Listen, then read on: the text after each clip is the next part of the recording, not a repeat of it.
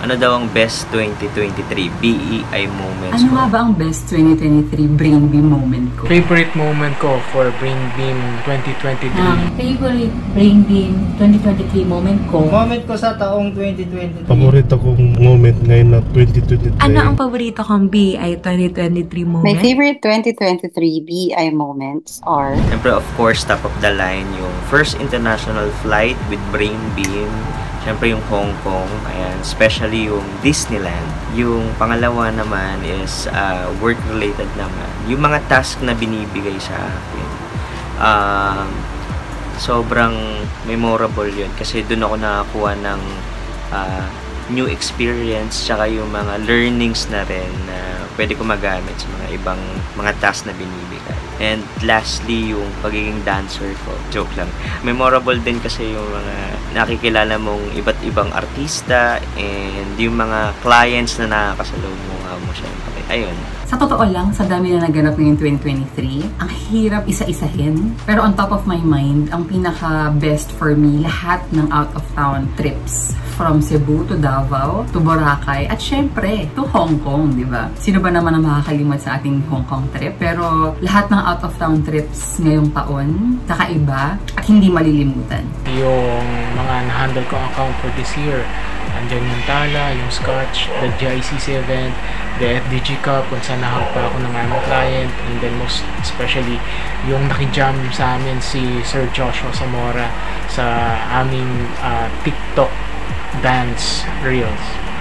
Is yung makasama ulit sa mga big events. Siyempre ako yung charge sa crew meals. Tapos, yung second out of the country ko, yung sa Hong Kong. Then, yung recently lang, yung ako yung nanalo sa raffle nung 55 inches na black digital smart TV. Kaya, thank you, Miss May, sa lahat-lahat lang. Magandang araw, Brain Beam. Pasasalamat muna ako kay Anthony Cotisa. Kundi dahil dito, hindi nila ako matutuklasan at mareregular kay Brain Beam. Dahil di sa mga nakapaligid sa akin, sila Sir Unil, Ma'am Tetet, at di ko na mabanggitin kung sino pa yung isang nakapaligid sa akin. Hindi lang sa 2023 at sa buong taon na nagdaan, hindi ko na kaya pang isa-isahin. Ito na lang moment ko na makapunta sa Singapore 2019, Hong Kong 2023, at baka sa ibang taon, saan kaya ulit tayo. Sa Hong Kong lang ako napasayaw at kahit alam nyo parehas kaliwa aking paa. Pagkatapos mamasyal at mag-TikTok, napansin ko nabutas pala aking short. At sa buong maghapon kakapasyal, dala-dala ko ito. Halos gabi na ako nakabili ng Iron Man short. Alam niyo itong short na ito, ginawa ko ng pantulog at nananaginip na nagtitiktok pa rin. Salamat sa moment na ito. Nakaubos ako ng isang buong green. Dahil sa family Napa, ng mga bata na nasisipti ko sila sa pagdadrive ko. Kay Madam May, Sir Mark at sa family Napa. Yan lang po ang moment ko ngayon na 2023. Sa dami ng nangyari this 2023, hindi ko na kayang masabi pa o balikan isa-isa yung mga moments na yon. Pero para sa akin, ang best BI 2023 moments ko ay yung bonding na nangyayari during ingress. Yung mga walang tulugan moments kahit walang tulog pero todo smile pa din kapag ongoing na yung event. At syempre, yung mga kaganapan kapag out of town and out of the country. Ito kasi yung mga pangyayari na lalo nyo pang nakikilala yung isa't isa, kaya nagiging mas masarap pa ang pagsasamahan. For me kasi, lahat naman ng nangyayari sa Brain Beam for 23 years memorable naman sa akin. Pero we're talking the 2023, siguro yung Tala events. For me, napakagaan dalhin. Hello, Baguio, nasusunog habang nagtatala. Yun, siguro para sa akin yung Tala events. Kasi yun nga, sobrang napakagaan dalhin. Hindi lang sa akin, sa atin din lahat. Hello, Don, di ba? And the client, sobrang bait. Hello, Missy. For me, the Tala financing. Yeah, that's it. The face-to-face events, the luxury to travel, and acquiring new clients. I don't have a specific moment, but there's something that usually happens at the end of an event. After we've wrapped the event on the last page, when the host says, "Thank you very much and good night," usually kami ni May, we playfully throw the script on the table and say, "Andali naman, ulitin natin," something like that. So when that happens, it means that the event was good. It means that the event was successful. It means that the event was well run by BEI.